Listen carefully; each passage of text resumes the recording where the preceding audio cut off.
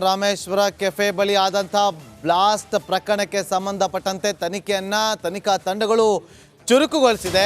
ನಾನಾ ಆಯಾಮಗಳಲ್ಲಿ ಈಗ ತನಿಖೆಯನ್ನು ನಡೆಸ್ತಾ ಇರುವಂತಹ ತನಿಖಾ ತಂಡಗಳು ತನಿಖೆಯನ್ನು ಚುರುಕುಗೊಳಿಸುವ ಮೂಲಕ ಕೆಫೆ ಸುತ್ತಮುತ್ತಲೂ ಕೂಡ ತನಿಖೆಯನ್ನು ಚುರುಕುಗೊಳಿಸಿದೆ. 3 ತಂಡಗಳಿಂದ ಮಾಹಿತಿಯನ್ನು ಸಂಗ್ರಹ ಮಾಡಲಾಗ್ತಾ ಇದೆ.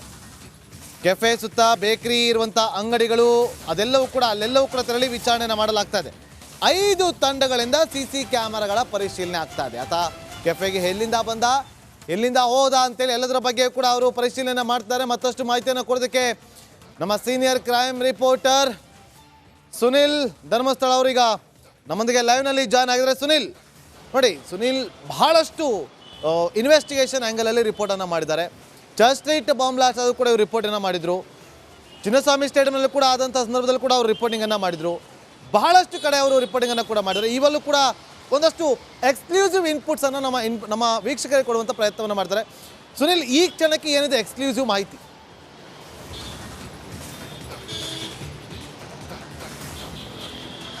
ನಾಗೇಂದ್ರ ಬಾಬು, ಇಡೀ ಬೆಂಗಳೂರಿನಲ್ಲಿ ಈ ಒಂದು ಘಟನೆ ರಾಮೇಶ್ವರಂ ಕೆಫೆಯಲ್ಲಿ ನಡೆದಂತಹ ಬ್ಲಾಸ್ಟ್ ತುಂಬಾನೇ ಆತಂಕಕ್ಕೆ ಕಾರಣ ಆಗಿರುವಂಥದ್ದು. 2014ರಲ್ಲಿ ಚರ್ಚ್ ಸ್ಟ್ರೀಟ್ನ ಕೊಕರೋಟ್ ಹೋಟೆಲ್ ಬಳಿ ಒಂದು ಸ್ಫೋಟ ಆಗಿತ್ತು. ಆ ಘಟನೆಯಲ್ಲಿ ಓರ್ವ ಮಹಿಳೆ ಸಾವನ್ನಪ್ಪಿದ್ರು. ಅದಾದ ಬಳಿಕ ಬೆಂಗಳೂರಿನಲ್ಲಿ ಹಲವಾರು ಮಂದಿ ಭಯೋತ್ಪಾದಕ ಕೃತ್ಯಗಳಿಗೆ ಸಂಬಂಧಪಟ್ಟಂಥವ್ರು ಅರೆಸ್ಟ್ ಆಗಿದ್ರು. ಆದರೆ ಯಾವುದೇ ರೀತಿಯ ಸ್ಫೋಟಕಗಳು ಆಗಿರಲಿಲ್ಲ. ಅದೃಷ್ಟವಶಾತ್ ಯಾವುದೇ ರೀತಿಯ ದುರ್ಘಟನೆಗಳು ಕೂಡ ಆಗಿರಲಿಲ್ಲ. ಆದರೆ ಇದೀಗ 2024ರಲ್ಲಿ ಈ ಒಂದು ಘಟನೆ ನಡೆದಿರುವಂಥದ್ದು.